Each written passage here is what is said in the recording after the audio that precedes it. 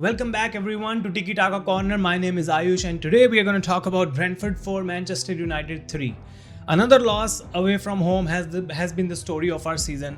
And now as Ruben Amorim looks to go to the Europa League semi-final at Old Trafford and then go to the final and probably win a trophy, this did not feel really good. He gave chances to a lot of people today, a lot of new faces. Obi Martin actually got his first Premier League start. He looked decent. Harry Amas played a lot of minutes as well. So it felt like a younger version of Manchester United that was sent to do a task. But on the other hand, Brentford are a very solid team. They are a team who were willing to win this game and they ended up winning this game. Although the score sheet says it's 4 Brentford, 3 Manchester United, never felt like we were in total control or any control, to be honest, that we are going to go ahead and win this game. We got the first goal. I'm going to talk about all the goals, but few players that Ruben Amorim completely rested today: Bruno Fernandes, Onana, Rasmus, Casemiro. They didn't play a minute, and that's good news for us that they are all rested and fully ready to go for the midweek game against Bilbao. That's the biggest game of our season, and we have a strong lead. So we're going to talk about that Bilbao game towards the end of this video. But Obi Martin, as I said, got his start. We got the first goal of this game. Garnacho assist, Mount scores, who played a good game but didn't create as much as he should have. So as soon as we scored the first goal, and we could have scored another one, we could have gone ahead and we could have built on that. Manchester United, again, never felt like in control, and we got unlucky. We got unlucky because we didn't actually put a lot of effort. A goal goes in from Luke Shaw. It's an own goal. He can't do anything about it. Bender in goal can't do anything about it. And the score is then leveled. The second goal was worse for Manchester United because De Ligt is fouled near the edge of the box, and it felt like it was a foul. Referee didn't give it.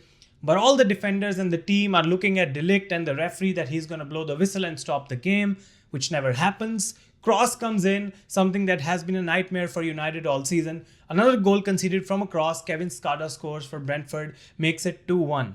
At this point, another bad news came in because De Ligt got injured. He had to be subbed off, and then Ruben Amorim was forced to sub on Harry Maguire, who I don't think he wanted to play at all. So he almost ended up playing 70 minutes in this game, and Harry came on and he looked great, but De Ligt injured again is not a good sign for Ruben Amorim or Manchester United because he's someone we need in the defense. He's someone who comes in these games and be a rock, but it always feels like he wasn't ready, and he was brought back too early, and given this chance he wasn't ready for that. So a fitness is a question mark now on De Ligt, and he's not ready again. He's injured and out. So Harry Maguire played a decent game again, and then we saw more substitutions at halftime where Ahmad and Yoro were on and Shaw and Dorgu were taken off. Obviously these two can be involved in the midweek game.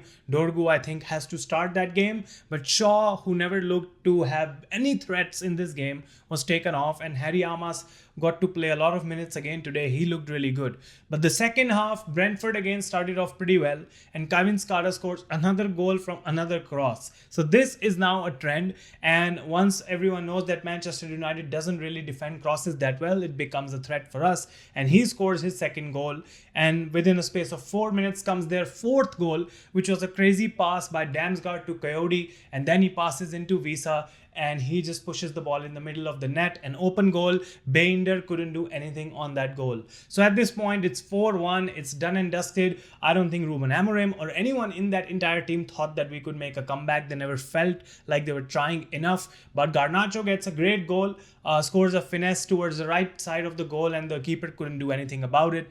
Gets an assist from Eriksson, and then in the final minutes of the game, Ahmad scores a goal which should have never been a goal. The keeper just doesn't save it for some reason, goes beneath him. So the score sheet makes it look like it was a very a close game, but it wasn't a close game at all.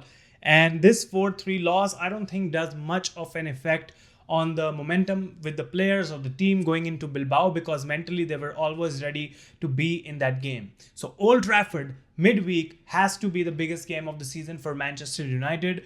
3 goals lead, the best players on the team are rested, and I think now is the time to actually convincingly win that game and go to the finals. And be it Bodo Glimt or Tottenham Hotspur, we have to win this trophy and bring it home so that we play in the Champions League next season. We have money, we buy players, and Manchester United can finally start their rebirth. I won't even call it a rebirth because I don't know if that's possible right now.